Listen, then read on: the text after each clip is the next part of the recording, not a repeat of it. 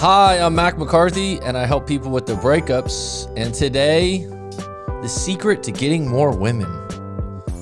Be a good liar. Spin plates. We're going to talk about it today. I'm going to take a little different approach on this. I'm being sarcastic and facetious a little bit about being a good liar, but at the same time, is that what it takes to get more women, not a good woman? It's a good question, right? I think there's a lot of stuff out there that tells you, if you do this, this, and this, you'll have more options, you'll have more dates, you'll have more women. And the question is, doesn't it involve a little bit of lying? Does it involve hurting some feelings? There's a theory out there by the great Rollo, who I have a lot of respect for, and I just talked about his book a few days ago, The Rational Male. And I often tell clients that are out of a breakup to read that book along with a few other ones about dating, because I believe that you should get different perspectives. I don't agree with everything he says or all of his book, but that's okay. To not agree with someone on some levels doesn't mean that they are ignorant or unintelligent. It means that they have a different perspective based on their experience, their research, and what have you. But you can take bits and pieces. Now, one that he has is called plate theory, or spinning plates. And basically, it's that if you want to be more successful or get more women, or even get more quality women, then you should be dating multiple women at once. Okay, and so some people are like, oh, that's disingenuous. That you'd have to lie to do that. And that's actually a really good question. One thing I do agree 100% on, though, is that as a man, as an individual, if you are seeing multiple women or dating them, notice I didn't say having multiple girlfriends that you're committed to. Okay. It makes you more attractive. Now, there's going to be a lot of people out there like, no, I don't think that's true. It makes you more attractive in the sense that, number one, you have more confidence because you're proving to yourself that you can see multiple women. You're getting attention. Let's just say that you're spinning 4 plates.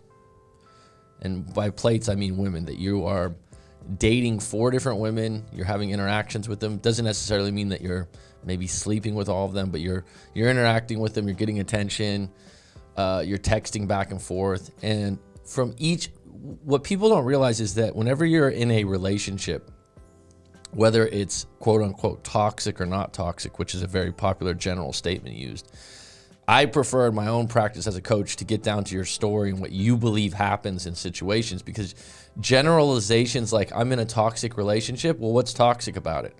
Oh, it's just toxic. We got to pull the roots to get to the bottom of things. So if you're in a toxic relationship, you're actually getting something from that. You're actually getting something from that. You have to figure out what you're getting from it. There's some people be like, why would anyone want to be in a toxic relationship? Sometimes there's a chase involved that somehow you think you're going to change that person back to the one that you fell in love with. You're going to prove them wrong. You're going to get validation. There's all kinds of reasons. Now, getting back to plate theory and spinning plates and getting more women. And by the way, I titled this The Secret to Getting More Women as a grab for people to come here. I don't necessarily believe that you need to be a good liar to get more women, or that you need to spin plates. But this is a theory to unpack about it. I'm going to get a little bit deeper, and I'm going to have some anecdotal stuff about it. It is true that you'll probably attract more women by dating more women at the same time if they're positive interactions. Like I said, it builds your confidence. Women can sense that you don't necessarily hang on their every word, their every text. And you know why? Because you have other options. Think about that. Is that abundance 101? I don't know. But there's something to the fact that indifference the ability to be okay with a woman rejecting you and saying, yeah, I'm not going to go out with you on Friday night. I got plans with friends. One of the most powerful responses would be, okay. Completely neutral, indifferent. You know why? Because the guy goes, deep down, I got other options. And if I don't have other options, it's just fine with me because I got other shit to do. It's not a big deal. By spinning plates, you create that situation. It's not about having a backup plan. It's about having options. And like I said, Rollo Tomassi has the best quote, the ability to maneuver, right? So you don't have all your eggs in one basket, as cliche as that sounds. But here's the thing. Here's where it gets a little bit different. My question is, let's say you're spinning 4 plates, you're seeing 4 different women. And this is one of those things that I believe people have to ask themselves, are you able to do it and be honest about it? It's a good question, right? Or does it involve lying or being deceitful? Now, I bet Rollo Tomassi, the author of that book, would say that you could do it honestly, and I would agree. I think if you're asked the question and you want to be honest about it, you could say, hey, look, yeah, I'm dating a couple other women or I'm leaving my options open. That's fine, right? But what about if we compared the situation to if you're looking to get one quality woman? And if you look at fishing, stay with me on this. If someone was a fisherman, right? And this is what they did. This is what they did for sport and to feed themselves. The environment would dictate the fishing, correct or not correct? I think this gets lost over and over and over again. The idea that you can just spin plates. What I'm comparing it to is you could just go fishing and catch fish. Well, if we look at it this way, like if you had 4 poles in the water, you'd catch more fish, correct? Most likely you got more options, right? You'd also think yourself a better fisherman because you could have maybe 4 different baits going. You could have 4 different holes or directions that you're putting those poles in, right? So comparing that to plate theory, if you had 4 different women that you were dating, then maybe you have more options. You'd have more of the ability to find someone that's a better match for you. But what doesn't get talked about as much is what environment are you meeting these people? What environment are you meeting these women in, right? So for example, even if you have 4 poles out and you're fishing in a lake that doesn't have a lot of fish, it's still not going to do well. Or if the lake is full of garbage fish like carp or what's another type of fish that's not very good eating? You could still catch a lot of fish, but just keep throwing them back. There's junk fish out there, right? So if you were going to be a fisherman and you went, I want to go to Alaska because there's a ton of salmon up there, you don't necessarily have to be a good fisherman to have an abundance in Alaska because there's so many there, right? Let's say you go to Montana on one of these rivers that you go fly fishing on, right? The fishing in Montana is a totally different ballgame than Alaska, right? But what if you go to a trout farm? What would that be compared to? Where you pay by the pound. Think about that for a minute. And then we have net fishing that they do in the sea where they just drop these nets and they just catch as many fish as they can and they don't worry about the fish that they don't want, right? You get back to this and the question has to be, is it possible to be honest? It is possible. It also depends on your environment and the quality that you're looking for, correct or not correct, and what your standards are. So I was just talking to a client yesterday, coaching client, and I was shocked because their situation's really tough. It's a bad situation. It's something that basically she caught her boyfriend and the father of her baby cheating multiple times. And this is not just like random, it's having someone else. And he's lied to her multiple times. I would say maybe hundreds of times. And she just can't believe that he lies so much. And I think he's been doing it for a long time. And she didn't know. And I'm wondering if he was honest in the beginning, because this guy is well off, she's highly attracted to him, would she have stuck around if she was honest with him from the beginning? But right now she's entangled in this relationship that she's been in for years, and the guy lied to keep it going. And the problem with lying is you get to a point where you have to layer lie on top of lie on top of lie. And if you have a disregard for guilt, or morally you don't think it's a bad thing, then you can do it. But then at some point someone finds it out, and I'm wondering, does everyone get hurt by a lie? Because if you get hurt, if you get duped, or you feel like you really trusted someone, I mean, you really trusted them, and they lied to you, it's pretty hard to come out of it. And that's where I'm saying that the secret to getting more women, be a good liar. I just put that in the title. I don't think it's necessarily true. I do think it's true for some guys that makes it easier for them to do what they do. But I believe that there are some guys out there that can be completely honest, date multiple women, and be okay, and be upfront. The catch is their environment needs to be abundant. What do I mean by that? It probably wouldn't work good in the middle of Oklahoma with a population of 100 people where everyone knows your name. And, you know, if there's a population of 100 people in your town, you have to keep in mind that everybody knows everyone. But also, let's just say you're in your mid-20s. There's probably out of those 100 people, only 20 people or 15 people that are maybe candidates for someone that could be your partner. Then there's only maybe 2 or 3 that you're interested in, right?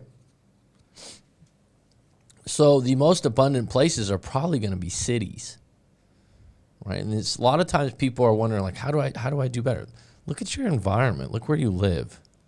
Now, next, Eduardo Martinez, thank you very much. I appreciate you, bud. The next thing is to really learn your environment for what's attractive within your environment. Now, someone might go, well, I don't want to change who I am. Okay. Going back to the fishing analogy, and tell me in the comments if I'm losing you on this fishing analogy. If you're fishing, you're going to use different bait, strategy, tactics, poles. You're going to learn the environment. You're going to go, I know what I'm looking for. I know what I'm fishing for. Right? And this is what works. This is what someone's told me worked. On and on and on. But sometimes people don't do that. They just fucking complain.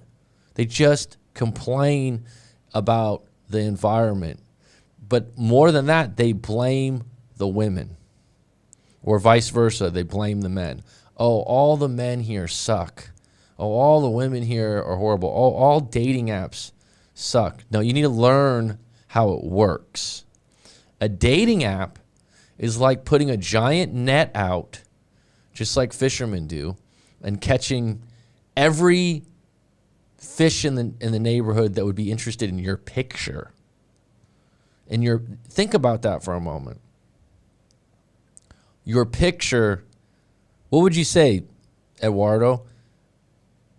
Does your picture on a profile count as 60 or 70% of how you're going to get people interested on a dating app? I mean, so then you would have to really consider, number one, I'm going to have to make my picture look good. The catch to that is, how many times have you dated someone on a dating app and then you go, wow, you don't look like your picture? Happens all the time. People I know one individual, he's very wealthy. He hired a photographer.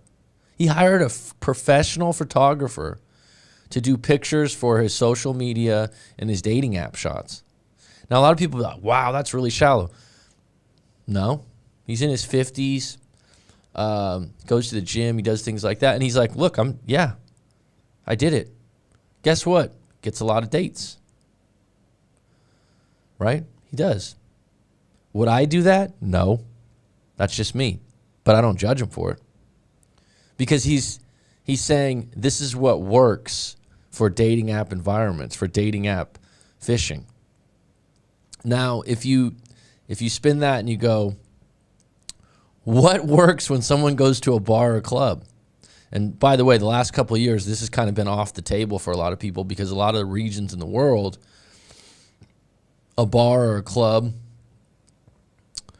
or a place where you could, have some drinks. What do a lot of guys do when they approach a woman? Can I buy you a drink? Now, why would that be? Is that them being sweet or kind? It greases the wheels. It softens things up, right? That environment's completely different. A lot of times it's Friday or Saturday night. People are looking to have a good time. It's more of a hookup culture, right? It's different. It's different. But people think about this and they go, oh, yeah, well, if I just watch this YouTube video or I do that, I'll just have multiple things going on. It's really more about your environment and what you're fishing for and what you're looking for, right? Because you can spin plates and you can be honest. I think there's a lot of people that have to be a good liar to do that, though. And like I said, I've just come across it more and more with women in coaching sessions. But there's been men that have come to me and then got straight-faced lied. And by the way, I'm going to say this for the record. I've said it before. I believe women are better straight-faced liars. Now, I know of a woman that her husband got caught cheating. She caught him. I think it was a text message or something like that. But basically, she caught him, and she wasn't looking for it. By the way, she wasn't going through his phone. It was by chance, and she found it. And she was telling me this story like a year later, and she was hurt and whatnot. She got a divorce, and the things that were said in the text is what really hurt her because they were saying things about her, and and I've heard this like in a ha-ha matter, like almost, what are you going to tell her when you leave the house? So basically like making fun of the fact that she had no clue. She's really hurt by this. But you know what she said? How is he so stupid? How is he so dumb to get caught? And I've heard other women tell me that before. And I just think that women are better at concealing a lie like that long term. Could I be wrong? I don't know. But I will say this.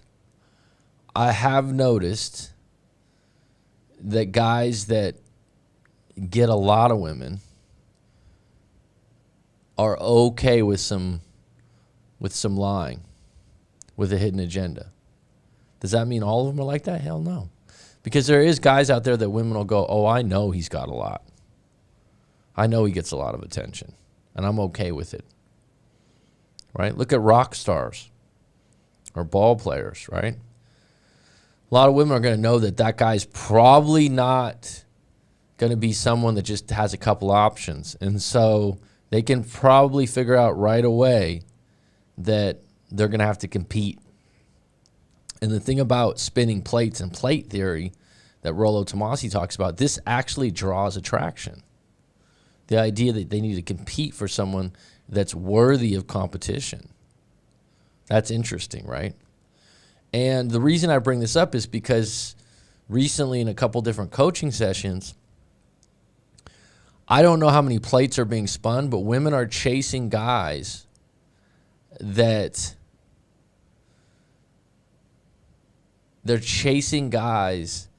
they know have cheated on them multiple times and they know are seeing someone else and they still want them back.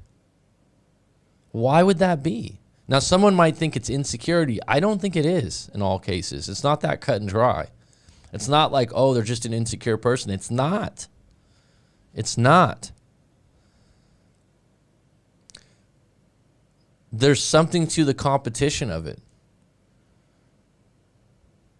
There's something to the fact that someone else likes to play with your toy. Bint, what do you think of polygamy? Do you agree it should be both ways? Can you elaborate on your question a little bit, Bint? What do you mean? What do you mean by that? What do I think of polygamy?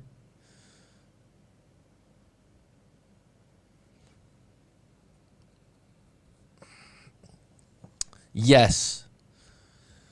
But I've just noticed that sometimes if your relationship is like that, and like I said, you get to a point, you know the person's lying, you know the person's seeing someone else or multiple people, but you still want them.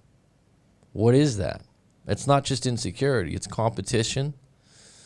It's social proofing. And by the way, why would multiple people want this one person?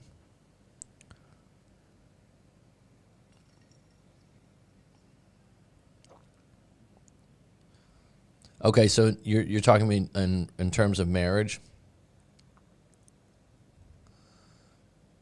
Polygamous marriages should allow both partners to have multiple marriages. Okay, so in that regard, I've said this before. If you're gonna do that, I think it to people on the outside, they go, "Oh shit." Some people might go, "That would be great."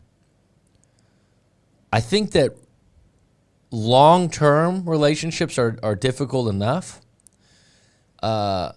If you have some kind of religious belief built in that you agree on that, and you don't have to talk that person into that, maybe that works. And the person would have to be extremely high value within their environment. Notice I'm not just saying rich.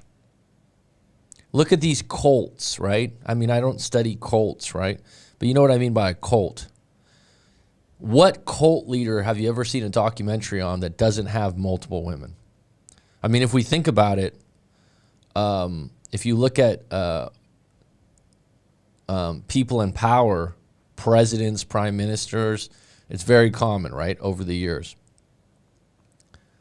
So the person that is in these multiple marriages, one of them, I don't know if both of them could be. One of them has to be someone of extremely high value within their community or environment in order for them to pull off a woman saying, I'm okay with you having multiple others. You have to be extremely high value. Now, if something punctures that, then the fall is going to be pretty quick. Now, in regards to what do I think about it personally, I think it's up to the individuals. If that's something that's acceptable for them and you're not hurting other people, that's up to you, right? I believe there's communities in Utah for Mormon people that do this. I'm sure there's situations where it works. It's not about value of it. It's about both of them being poly. I think it is about value, though. I'm saying that if someone's going to have... think about this for a minute, dude. Or, I'm sorry, woman. Bin, are you a man or woman? Where are you at in the world? because bint doesn't narrow it down. If someone's going to have multiple relationships going, they have to be high value, right? It's the same in nature, really. If you've ever seen deer or elk, the deer with usually the biggest set of horns and able to fight the best gets the most mates. So the idea that both sides just got to go, oh, I'm okay with polygamy, I think it's deeper than that. The person that's got multiple, the guy that's got 4 wives, he's got to have some kind of high value within his community or environment that enables those other people to go, wow, even though I have to share him, this is special. So I wouldn't necessarily say, but you're saying that if both people are having multiple marriages. Now, if you're married to 3 women and those 3 women are married to 3 men, at some point, to me, they're going to get some major drama there. There's too many entanglements there. That would be extremely difficult to navigate. Currently, I'm reading this book or listening to this audiobook, The Uncommon Therapy by Jay Haley. It's talking about Milton Erickson.